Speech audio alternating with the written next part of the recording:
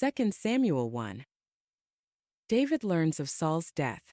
Now it came about after the death of Saul, when David had returned from the slaughter of the Amalekites, that David stayed 2 days in Ziklag. And on the third day, behold, a man came from Saul's camp with his clothes torn and dust on his head. And it happened when he came to David, he fell to the ground and prostrated himself. Then David said to him, "From where do you come?"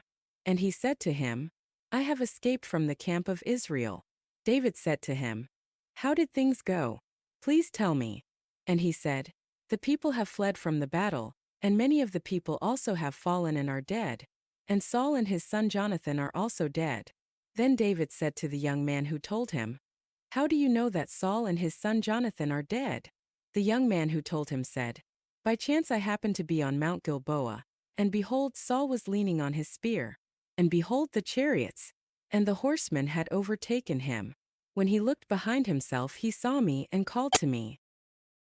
And I said, 'Here I am.' Then he said to me, 'Who are you?' And I answered him, 'I am an Amalekite.' And he said to me, 'Please stand next to me and finish me off, for agony has seized me because my life still lingers in me.'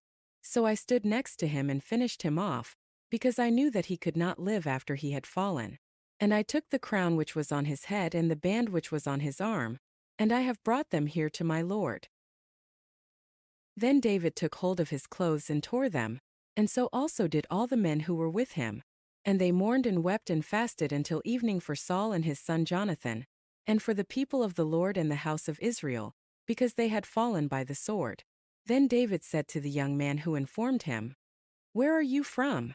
And he answered, "I am the son of a stranger, an Amalekite." And David said to him, "How is it you were not afraid to reach out with your hand to destroy the Lord's anointed?" Then David called one of the young men and said, "Come forward, put him to death."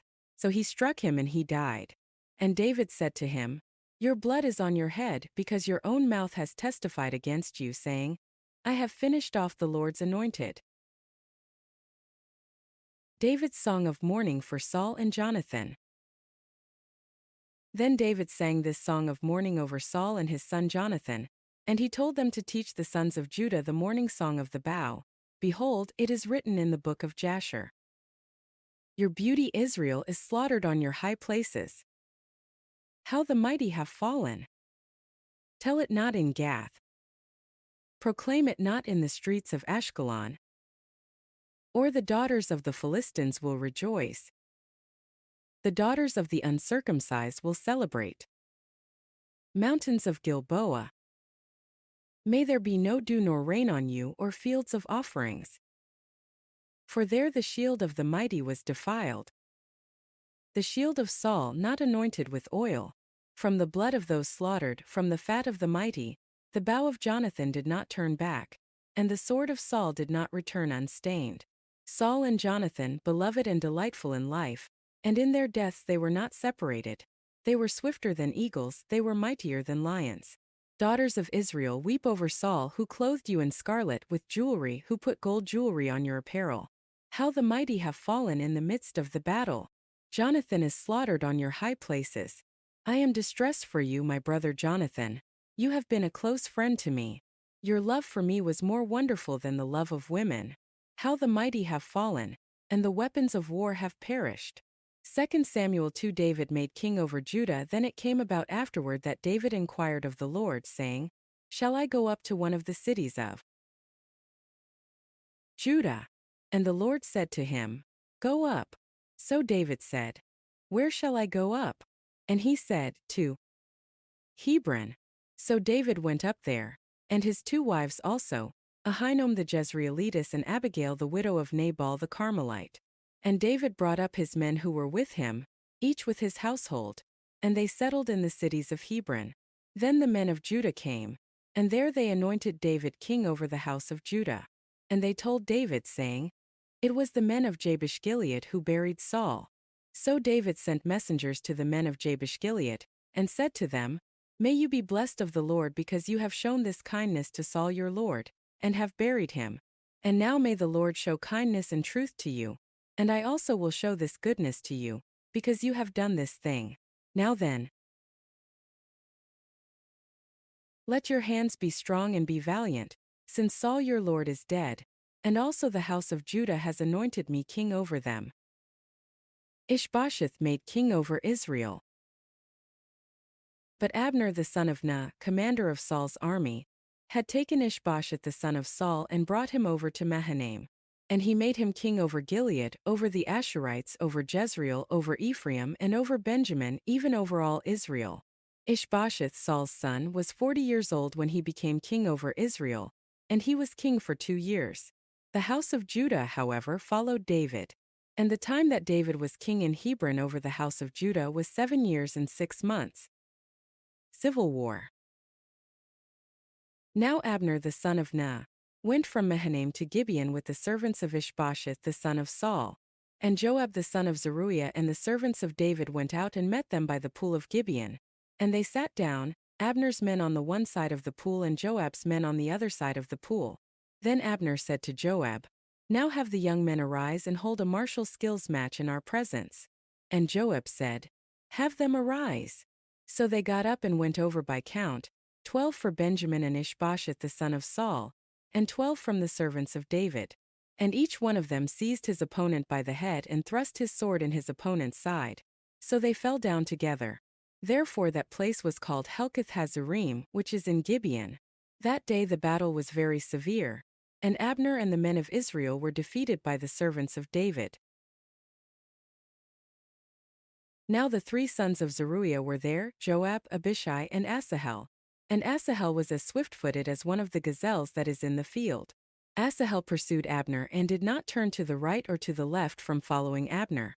Then Abner looked behind himself and said, "Is that you, Asahel?" And he said, "It is I." So Abner said to him, "Turn aside for your own good to your right or to your left, and take hold of one of the young men for yourself, and take for yourself his equipment." But Asahel was unwilling to turn aside from following him. Then Abner repeated again to Asahel, "Turn aside for your own good from following me. Why should I strike you to the ground? How then could I show my face to your brother Joab?" However, he refused to turn aside. So Abner struck him in the belly with the butt end of the spear, so that the spear came out at his back, and he fell there and died on the spot. And it happened that all who came thereafter to the place where Asahel had fallen and died, stood still. But Joab and Abishai pursued Abner, and when the sun was going down, they came to the hill of Ammah, which is opposite Giah by way of the wilderness of Gibeon. And the sons of Benjamin gathered together behind Abner and became one troop, and they stood on the top of a hill. Then Abner called to Joab and said, "Should the sword devour forever? Do you not realize that it will be bitter in the end? So how long will you refrain from telling the people to turn back from pursuing their kinsmen?" Joab said, "As God lives, if you had not spoken, then the people of Judah certainly would have withdrawn in the morning, each from pursuing his brother." So Joab blew the trumpet, and all the people halted and no longer pursued Israel, nor did they continue to fight any more. Abner and his men then went through the Arabah all that night. So they crossed the Jordan, walked all morning, and came to Mahanaim. Then Joab returned from pursuing Abner, but he gathered all the people together, and 19 of David's servants were missing, besides Asahel. However, the servants of David had struck and killed many of Benjamin and Abner's men. 360 men were dead. And they carried Asahel away and buried him in his father's tomb, which was in Bethlehem. Then Joab and his men traveled all night until the day dawned at Hebron. 2 Samuel 3. The house of David strengthened. Now there was a long war between the house of Saul and the house of David, and David became steadily stronger, while the house of Saul became steadily weaker. Sons were born to David in Hebron.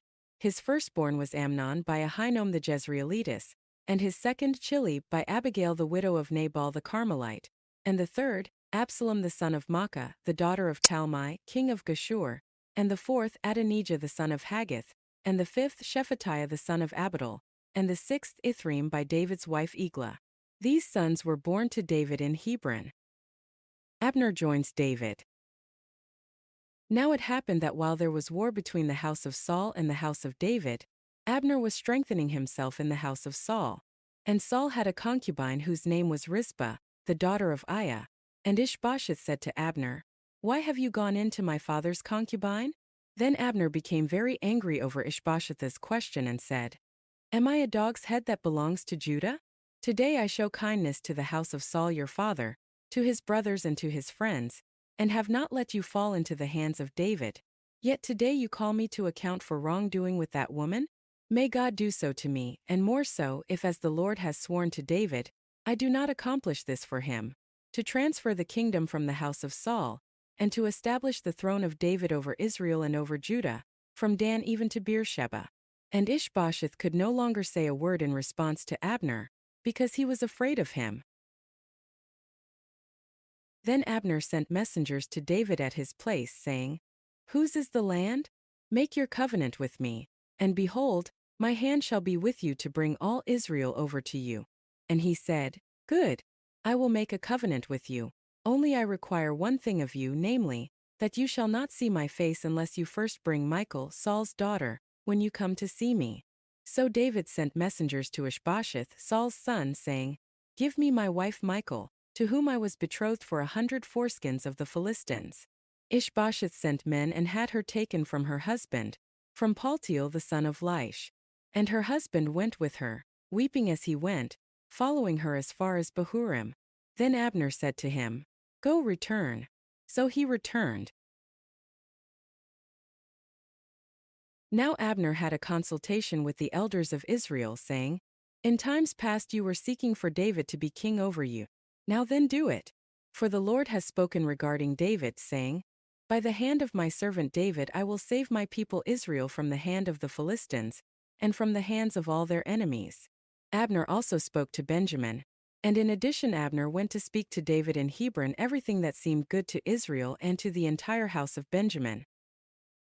Then Abner and 20 men with him came to David at Hebron. And David held a feast for Abner and the men who were with him. Abner said to David, "Let me set out and go and gather all Israel to my lord the king, so that they may make a covenant with you, and that you may be king over all that your soul desires." So David let Abner go, and he went in peace. And behold, the servants of David and Joab came from a raid and brought a large amount of plunder with them. But Abner was not with David in Hebron, since he had let him go, and he had gone in peace. When Joab and all the army that was with him arrived, they informed Joab, saying, "Abner the son of Ner came to the king, and he has let him go on his way, and he has gone in peace." Then Joab came to the king and said, "What have you done? Behold, Abner came to you. Why then have you let him go, so that he is already gone? You know Abner the son of Ner, that he came to gain your confidence, and to learn of your going out and coming in and to find out everything that you are doing." Joab murders Abner. When Joab left David's presence, he sent messengers after Abner, and they brought him back from the well of Sirah, but David did not know about it.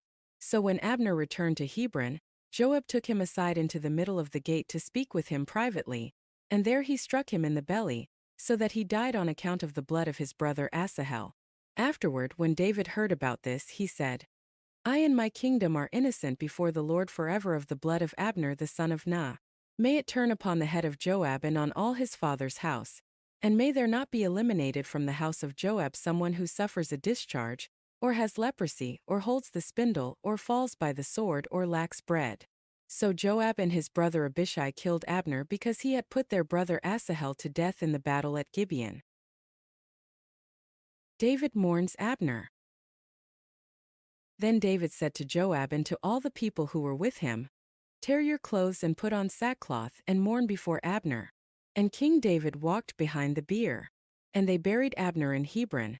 And the king raised his voice and wept at the grave of Abner, and all the people wept. And the king sang a song of mourning for Abner and said, "Should Abner die as a fool dies? Your hands were not bound, nor your feet put in bronze shackles. As one falls before the wicked, you have fallen." And all the people wept over him again. Then all the people came to provide food for David in his distress while it was still day. But David vowed, saying, May God do so to me, and more so, if I taste bread or anything else before the sun goes down." Now all the people took note of David's vow, and it pleased them, just as everything that the king did pleased all the people. So all the people and all Israel understood on that day that it had not been the desire of the king to put Abner the son of Ner to death. Then the king said to his servants, "Do you not know that a leader and a great man has fallen in Israel this day? And I am weak today, though anointed king. And these men, the sons of Zeruiah, are too difficult for me. May the Lord repay the evildoer in proportion to his evil."